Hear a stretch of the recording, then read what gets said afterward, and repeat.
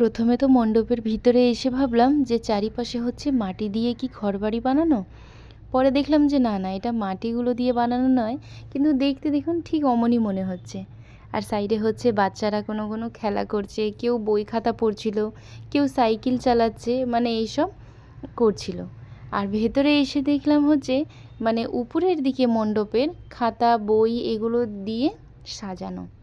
আর এখানকার মায়ের প্রতিমাটাও কিন্তু একদমই অন্যরকম। দাঁড়ান একটু ব্যাক ক্যামেরা করে দেখাচ্ছি। আর গরম তো প্রচুর পরিমাণে লাগছিল, চারিপাশে লাইট জ্বলছে, গরম লাগছিল। আমরা সকালেই হচ্ছে আজকে জলপাইগুড়ির দিকে বেরিয়েছিলাম, ওই যে বন্দনা হোটেলে গেছি, তারপরে হচ্ছে জলপাইগুড়ির রাজবাড়িতেও গেছিলাম। এই যে দেখুন মায়ের প্রতিমাটি অপূর্ব সুন্দর হয়েছে, একদম অন্যরকম। তারপরে হচ্ছে সেই ব্লগটা আমি জলপাইগুড়ির রাজবাড়ির দুর্গাপুজোর ব্লগটা আমি আমার ফেসবুক পেজেও দিয়েছি, ইউটিউব পেজেও দিয়েছি, আপনারা অবশ্যই দেখবেন। আর আজকে আমি হচ্ছে অষ্টমীর দিন শাড়ি পরিনি, ড্রেস পরেছি।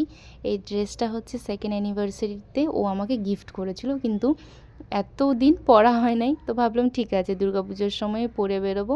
খুবই সুন্দর ড্রেসটি, কালারটাও ভীষণ মিষ্টি। আমাকে কেমন লাগছে কমেন্টে অবশ্যই জানা। আর হচ্ছে মাধব আজকে মা বাবার দেওয়া জিন্স আর হচ্ছে শার্ট এই দুটো পরেছিল, ওকে কেমন লাগছে কমেন্টে অবশ্যই জানাবেন।